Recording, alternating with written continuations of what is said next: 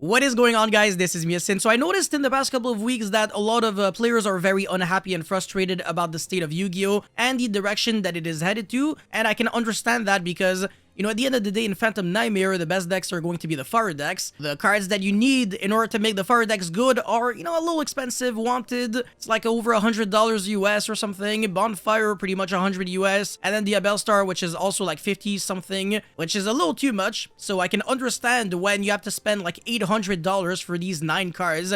If you're playing 3 of each, that your deck is going to be so expensive, it's not even worth playing, and some players are not really sure if there are budget alternatives to these cards. And even though a lot of Yu-Gi tubers, I feel, only talk about the negative aspect, about, you know, everything that's going on, I today wanted to make a change, and I wanted to talk about the solutions and potential budget alternatives that you can run for these cards, as well as some budget deck list for Fire King and Snake Eyes, in case you don't necessarily have the money to afford any of these cards, and you still want to do well competitively. So yeah, worry not. When there is a will, there is always a way. But anyways, before we go any further, I would like to, of course, ask you guys to smash the like and subscribe button. It really means the world to me. And I also wanted to give a huge shout out to my sponsors, Inspire TCG. Go check them out. The link will be in the description box below, as well as Dueling Guard. And please use the coupon code YASIN656 for 5% off. Again, the link will always be in the description box below. And with that being said, let's get right into it. Alright, so first things first, Wanted, like I said, very expensive, but at the end of the day, all it really is just an additional copy of the Abelstar, but instead of, you know, going straight up neg 1 because you're discarding a card and you're not really getting anything in return, Wanted has the graveyard effect of making you draw 1 card if you can banish it and then place back one of your Sinful Spoils that is either in your graveyard or in the banished into the bottom of the deck. So at the end of the day, you're basically tripling the amount of money you're spending only to draw 1 card. Yes, Yu-Gi-Oh! Players are very thirsty for card advantage. So yeah, I think you can definitely live without Wanted if it's like your last priority. The Abelstar, I want to say, is a little more important because there are some cards that literally cannot work if you do not have the Abelstar. But at the end of the day, if you're just playing this as like a splashable engine in some decks, I think it's a little respectable if you do not play it because you can still maybe play like additional copies of original Sinful Spoil Snake Eye. Now for Bonfire, this card is a little tricky because at the end of the day, it's not really a combo piece. All it really is just another consistency card. It's the worst reinforcement of the army because it is once per turn, and the pool of cards that you can search is very, very low. You can only add a level 4 or lower power monster from your deck to your hand, and again, once per turn effect. You're not really trying to draw multiple Bonfires anyways. Imagine bricking on a $100 card. Like, imagine drawing 3 Bonfire, the first one gets ashed, and then you're looking at your 2 other copies, and you can't do jack shit. Well, the good news for you is that there are some alternatives, like I said. Bonfire can be substituted with cards like Where Art Thou, which can also search a level 1 monster from your deck. The caveat is that you do have to control a level 1 monster.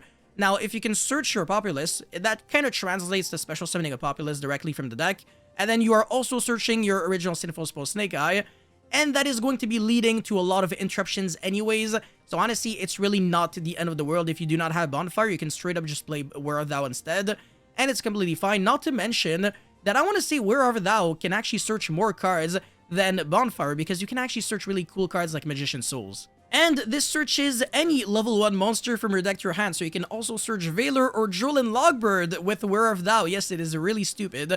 Okay, sure, you're taking 2k at the end of the day if you didn't normal summon the added monster, but you're never gonna normal summon it anyways because you're probably gonna use up your normal summon in order to have a level 1 monster on the field so that you can legally activate this card. But yes, even in deck list of people that are like multi-billionaires really drowning in money, they drive like Lamborghinis and, you know, they wish they could have like less, you know, people are still playing Where Art Thou and the card is like less than $1. So yeah, Where Art Thou is definitely a very good option for you. Where 1 for 1 is also a very good option that for some reason I'm not seeing in any Snake Eye or Fire King deck list. I don't know, I guess people just don't really want to discard a card from the hand to the grave. Oh, sorry, send a monster from the hand to the grave. But yeah, no, special summon a level 1 monster from your hand or deck. Doesn't have any other drawbacks. It's a good card, and of course, it's just another copy of original Sinful Spoil Snake Eye, but the difference is that this can straight up summon your Ash from the deck, especially in a world where people don't even play this card to begin with. So I guess you're basically just playing 1 Bonfire straight up just by playing 1 for 1. But yeah, anyways, original Sinful Spoil Snake Eye, some people only play 1 copy of this card. You can straight up just go to 3 copies if you want to. That would also increase the consistency of your deck. You don't necessarily need to always rely on the Abelstar or other stuff. So it's completely fine if you only play one of this card. Now, if you want to search your Snake Eye Ash a little more efficiently, you could play Small World. It is a decent card. The issue, though, is that you do have to banish a card from your hand, like, permanently. I mean, obviously, but you are going neg 1 in order to search, and you are obviously still playing into Duel, which, whatever. I mean, Bonfire also plays into Duel, so it doesn't really change that much. But yeah, you also have to make sure that everything in your deck bridges very well. The Mathmech deck, for example, everything could bridge as long as you play, like, 2 other kind of cards. I mean, if you're playing hand traps, then I think it's kind of fine. So yeah, just make sure that you do the maths in your deck and that you know how to resolve this card, because it is actually one of the biggest puzzles, like, ever. Sometimes I have, like, a headache just resolving Small World. Just get some practice in with Small World if you want to, but this card is really easy to get your hands on, so it's fine. And then 2 cards that are really similar, but only playable in mirror matches.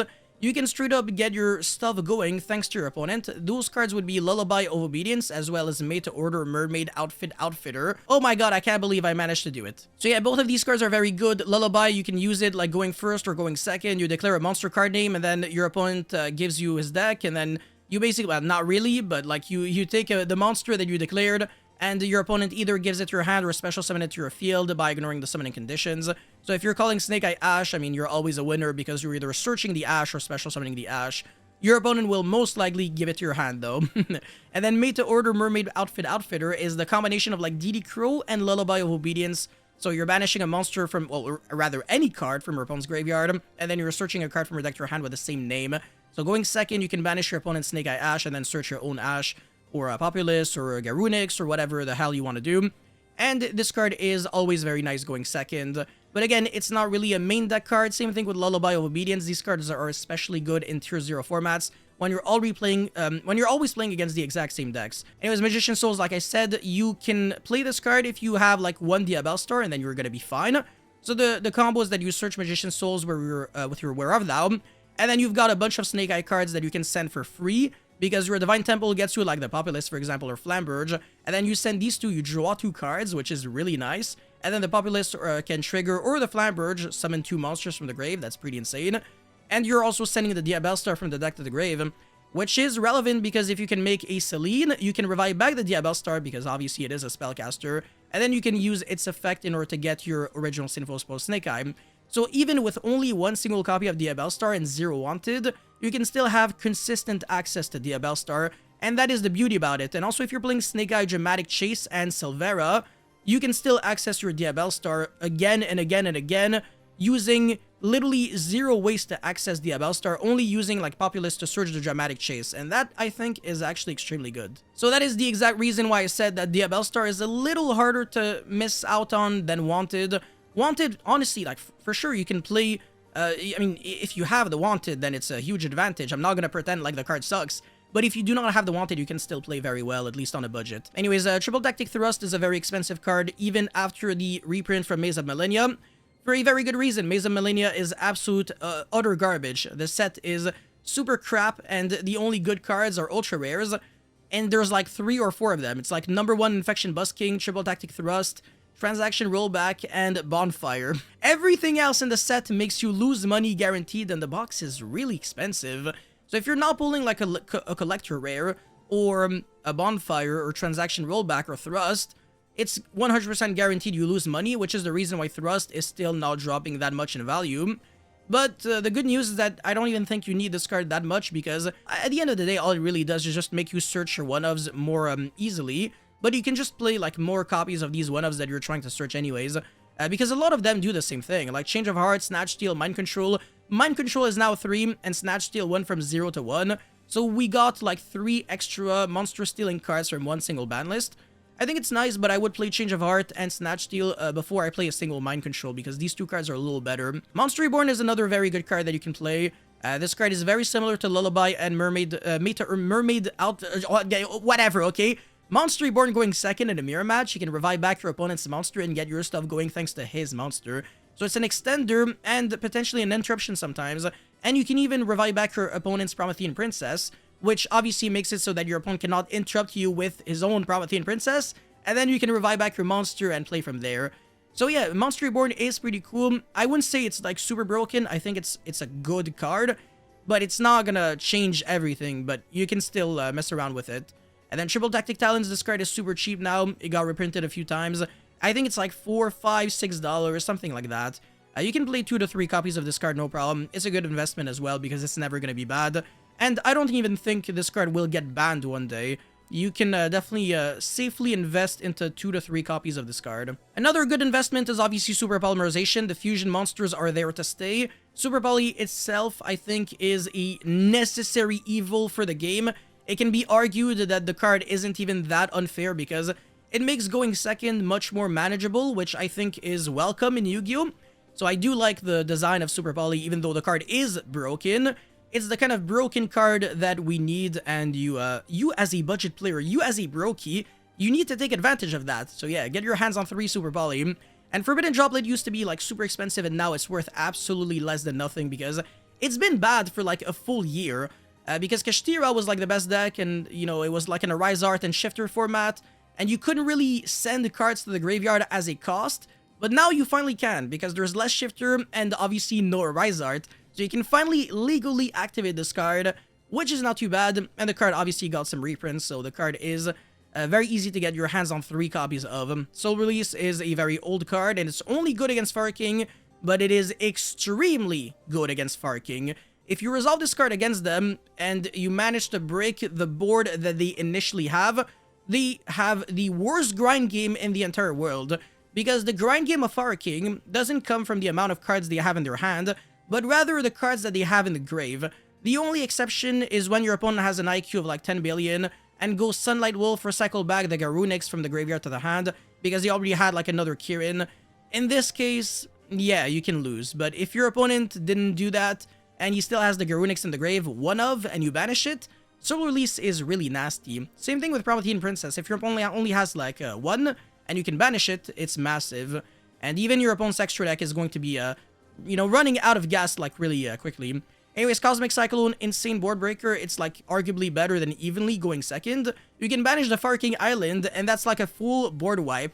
So yeah, even against Fire King, this card breaks monsters, which is hilarious. And Anti-Spell is, I want to say, the best floodgate that you can play in this format because it protects you from like all of the non-engine normal spell cards, obviously, as well as the engine normal spell cards. So all these cards, basically, the only exceptions would be like Super Poly, Droplet, and Cosmic.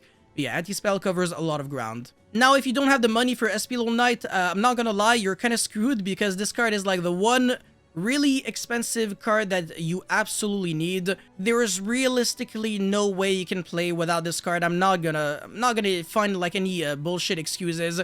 But yeah, this card is like $100-something, but for a very good reason. Again, unfortunately, the card is too good. It is like objectively better than Phoenix and Unicorn. But if you really cannot afford SP, then at least play like Phoenix and Unicorn. And you can still buy Appaloosa. The card is like $4 or $5 as well. Underworld Goddess, I think, is like $7, $10. And again, by the way, you can use the Charmer monsters in order to also get your stuff going using your opponent's monsters. So your Dark can revive back your opponent's Diabell Star, which can get you to your original Sinful Spell Snake Eye. And then your Hita can revive back your opponent's Ash or Populous or whatever. So it's actually really cute. But yeah. And by the way, Access Code Talker is currently kind of expensive. It's like almost $20. Might be a little more, I don't know, but it's going to drop down a lot in value because it is getting reprinted in Rarity Collection 2, which is going to be in May. So the closer we get to May, the cheaper Access Code Talker will be. And eventually, when we will be getting Rarity Collection 2, the card will drop to like $5. So yeah, if you want to get your hands on Access Code, just wait a little bit. You don't necessarily have to buy it right now. But anyways, let's get into the 2 deck profiles that I promised you guys. Alrighty, so for the Snake Eye budget version, this is pure Snake Eyes without the Fire King, and then obviously I will show you guys Fire King budget right after. I'm playing 15 hand traps because I do not have Diabell Star, Wanted, or Bonfire, so I am missing out on 9 consistency cards, and the best way for me to kind of mitigate that would be by playing 3 War of Thou, which is the closest thing there is to Bonfire, and then I'm playing 1 for 1, which I guess is really similar to just playing like a Diabell Star. 3 Prosperity, which literally clashes with Wanted, because then you can't draw a card. So even the builds that are playing like 3 Wanted, 3 Diabell Star, 3 Bonfire, everything like the super expensive decks, they're not even playing Prosperity the majority of the time, because their deck is already consistent enough. I hate using that expression, but it really is. The deck is so expensive that you don't even need Prosperity. and banishing 6 cards from your extra deck really hurts a lot. And also when like the conflicting of like not drawing is a thing, it's really annoying. So yeah, at least this deck or this version can play with 3 Prosperity, no problem. You don't really have any draw power in this deck outside of Talents and Heat Soul, because we're not playing Magician Souls. I would not play Magician Souls and Prosperity at the same time. It makes absolutely 0 sense. So we are removing 9 consistency cards from our deck in order to add 7 in the form of, again, the 3 War of Thou, the 3 Prosperity, and the 1 for 1. So our deck is slightly less consistent, but in terms of power level, there is practically no difference because the extra deck is still relatively cheap. The few exceptions are Access Code, Raging Phoenix. I mean, Access Code, like I said, is 20. Raging Phoenix is like $30, and SP Little Knight is like 100. But everything else is actually like less than $5, I want to say. Well, Promethean Princess is going to be an ultra rare. We don't have the price tag yet, but it's probably going to be around $30 to $40. And then for the side deck, I mean, I'm not going to cover like all the side decks, but yeah, double Pancratops, this card used to be a common, and it got reprinted, so it's super cheap.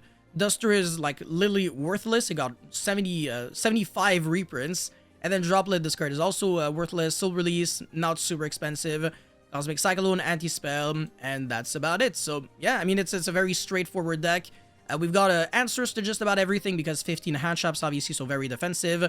The 1 Kurikawa, so that you can break boards, like break Expurely Noir going second, Kashtira, because if they go like Shangri-La, summon Fenrir and stuff like that, you tribute over the Shangri-La and then you jump over the Fenrir, and then you can even revive back your opponent's Fenrir on the end phase. Now you have an interruption and you broke through everything your opponent had, so that's actually really cute. So yeah, this card is a searchable card off of Snake Eye Ash, and also searchable with Where Art Thou, which is not too bad. And we're playing 2 Divine Temple of the Snake Eye because we do not have the money to afford the Abel Star with Chase and stuff like that. But we do have to make a sacrifice for SP Little Knight. It is the exception to the rule, because otherwise this deck just doesn't work good enough. But again, without SP, you just play Nightmare Phoenix. But I'm not gonna say no problem, it doesn't change that much. It does change, SP is that good. Alrighty, so now for the Fire King budget deck list, it's relatively similar because we're also playing a lot of hand shops, a lot of non-engine cards in general, like 2 Talents and Call by the Grave. Just good cards overall and not super expensive. 3 Prosperity again because we do not have the Wanted. And we're playing a slightly bigger Fire King engine than average because we're playing the second Ponyx because most people are only playing 1 Ponyx. As a matter of fact, even though the name of the deck is Fire King Snake Eyes, it's technically a Snake Eyes deck featuring Fire King cards. It is very confusing, trust me, but it is what it is. Anyways, the Snake Eye engine is the exact same whether you're playing the budget version or the expensive version. You're always trying to get 3 Ash, 2 Populous, 1 Oak, 1 Flamberge. We just have to pray to God that Populous is not going to be a $100 secret rare because otherwise we're screwed. Flamberge is very cheap. And then Oak is a super and Ash is a super, so these cards are very easy to get your hands on. And then for the spells, I'm on 1 original Sinful Spell Snake Eye. You can definitely play 2 to 3 copies though. 1 Skyburn as well as 1 Circle of the Fire Kings, the 2 search targets for the Ponyx, as well as the Sanctuary and Fire King Island. You might also consider bumping Sanctuary to 3 or dropping it down to 1. It all depends on your needs. And then 2 Talents, Call by the Grave, and Monster Reborn because yeah, it's just a good card in this deck, honestly. You can go Garunix, destroy Arvada from deck, and then revive back a monster, and then go Monster Reborn, revive back the Arvada, and now you have a monster negate, and you play around Nibiru.